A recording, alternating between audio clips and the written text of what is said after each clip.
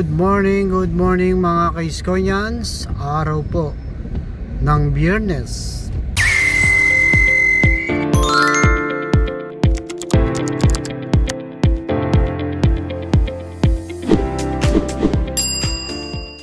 Isang maulan, no? Pinagpala.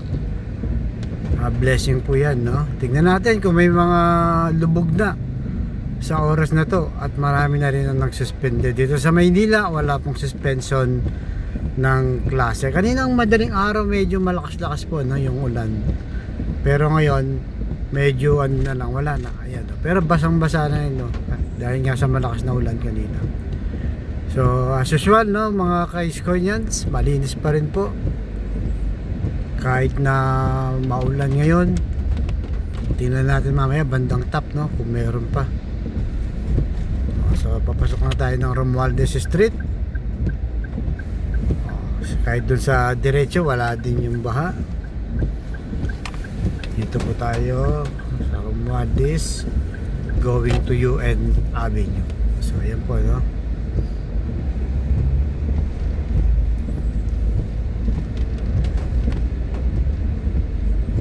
Malinis, maaliwalas, kahit maambon ng konti. Ayan. So yun po, na mainit pa rin na pinag-uusapan ng flood control. Ayan, may nagwawalis pa, o DPS yan, naka blue, kita nyo, no? Masipag po sila kahit naulan. Tuloy ang paglilinis sa Maynila dahil yan ang utos ni Yorme. So yun po, no, kahapon ay nagpatawag ng press con itong si Boss Y regarding dun sa mga contractor, no? Contractor ng flood control. Nakita natin ang dami, di ba? 215 yung contractor na kung saan kasangkot na naman po, no, yung Diskaya family. Yan. At bukod doon ang sinasabi ni Yorme, mga kaiskonyans, no, wala talaga nagbayad ng yung tinatawag na contractor tax. So ibig sabihin talagang ginawa lang ng ganyan. Sayang din yun, no, sa laki, no, 4+ billion ang napunta sa flood control ng Maynila. Tawid na tayo ng United Nations, no. So sa laki po ng budget, no, na ginawang flood control dito sa Maynila, lubog pa rin, no. Kaya na ano itong si Boss Y na naiirita, no, kahit naman sino sa ating lahat dito sa taga Maynila, pagka medyo lumakas ng ulan, lumulubog na, di ba? Bumabaha na po, at buti na nga lang, no, si Yorme nag-utos ng clean up drive every Saturday sa lahat po ng barangay, no. Tsaka yung engineering department ng Maynila, regular po, no, lagi silang may hinuhukay na drainage, di ba? Kung hindi pa ginawa ni Yorme yan, baka mas malala po. Kaya kung mapansin nyo, kahit bumabaha, una, no, napansin ng ating mga kaiskonyans, pag tayo nagla-live pa tuwing umuulan, malinis po ang tubig. Gawa nga ng nililinis yung drainage, no, malinaw, hindi kagaya dati pag lumubog, talaga namang maitim na ang tubig, tapos may lumulutang pa ng mga basura, no. Ibig sabihin talagang barado po at hindi nililinis yung drainage, no. Kumbaga siguro naglilinis man nung panahon ni Mayora, ano lang, pasundot-sundot lang, kumbaga hindi naman regular, no. Kaya talagang nakitaan natin yung baha dito sa Maynila ay tumatagal nung panahon po ni Mayora. Kaya ngayon kahit lumubog po, no, mga 3 oras lang, wala na po yan, no? Wala na. Tawid na tayo ng Ayala Boulevard. So yan po, nakahapon, kung napanood yan mga kaiskonyans, nagalit na po, no, mga kaiskonyans, yung taong bayan. Kahapon pinuntahan yung bahay ng mga Diskaya sa may Pasig, no. Siguro nabalitaan nyo, pinagbabato ng putik, inisprayan ng nakasulat na magnanakaw. Talagang nagagalit na po ang taong bayan. Pero itong si Yorme, meron din siyang sinabi tungkol dyan, no. Ayaw naman ni Yorme yung tawag dito, yung kaguluhan, no? Hindi niya pahihintulutan dito sa Maynila, which is tama po naman, no? At maganda dito kay Yorme ay balanse po, no? Balanse po ng itong si Yorme. Ang gusto kasi ni Yorme, kung may hinahin kayo, may reklamo kayo sa gobyerno, doon kayo sa may Freedom Park, na kung saan pinapayagan po yung nagrarally, which is tama po naman, di ba?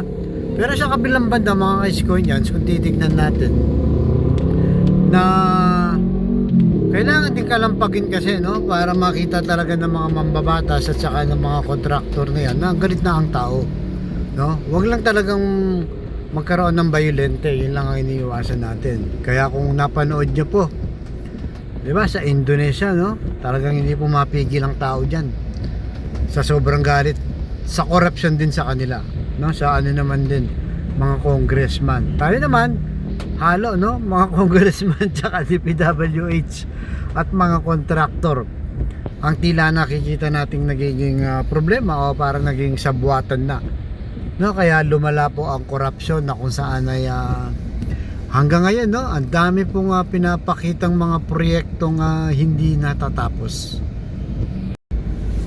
So yun po, no, sa top na tayo, going siya sa City Hall po, pagkakanan na tayo.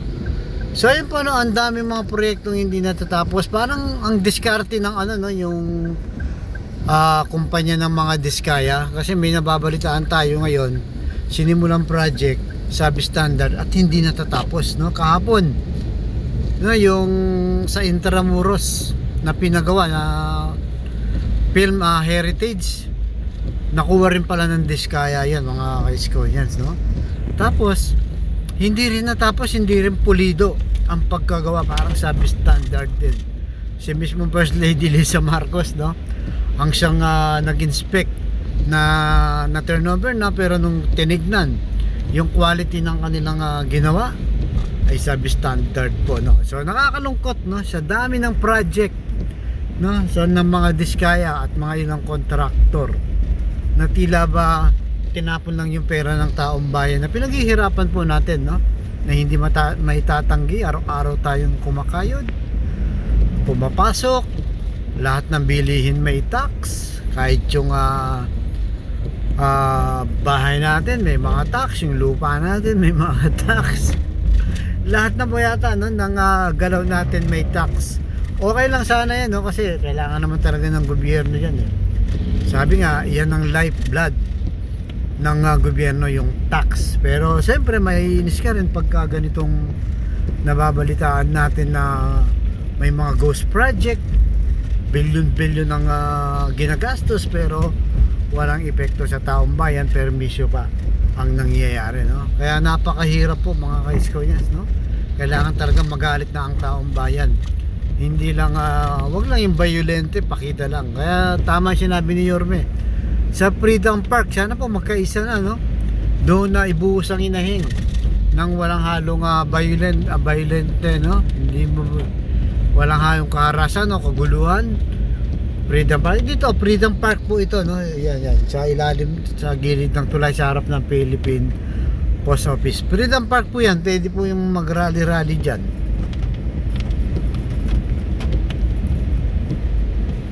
Ayan, ito po, no, ayan. Freedom Park yun, eh. Doon maraming nagra-rally. Para at least malaman ng mga mambabatas, malaman ng taga DPWH at ng mga kasabwat ng mga kontraktor, di ba? Eh talaga namang galit na ang taong bayan. Parang matakot din sila kasi panahon na po, eh. Kasi ang nangyayari ngayon, magkakaroon ng ganyang skandalo, no? Magkakaroon ng corruption, tapos wala naman nakukulong, eh, di ba? Kaya ang nangyayari po, nagpaulit-ulit lang, di ba? Sino kawawa? Taong bayan, no? Hindi naman sila, eh, sila mayaman na po, mga ka-Iskoyans. So yan, no, pinagtas na natin yung Jones Bridge, pupunta na tayo ng Pasig River Esplanade. Yan, so, malinis po, wala pa rin baha hanggang ngayon. Kanina pa tayo, mga ka-Iskoyans. Ayan, Pasig River Plaza Yotchenko. So wala po, no, walang baha. Halos malayo na pong nararating natin mga Iskonians, no? Jones Bridge, sa ilalim tayo ng Jones Bridge. So ayan, maayos po, no? Malinis.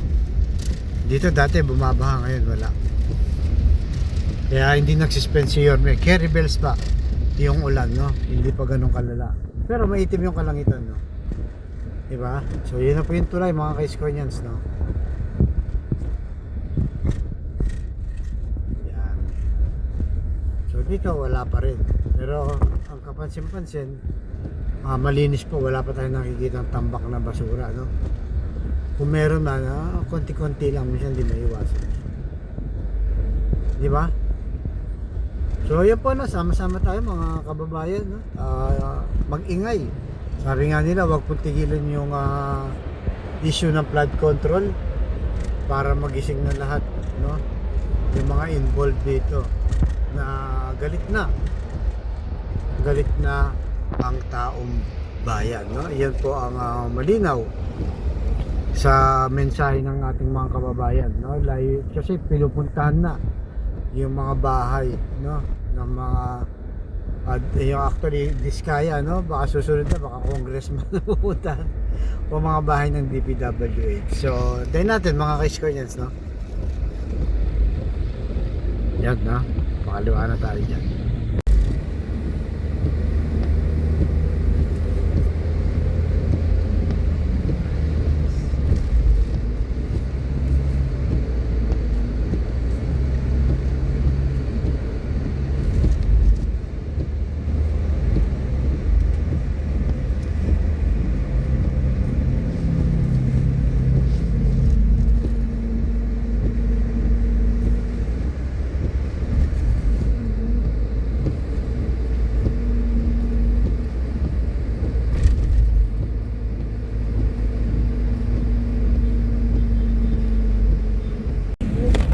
Magsisimula po ang torneo sa September 20. Samantala, niretiro naman ang National University of Jersey number 4 and wonderful superstar na si Bella Belen.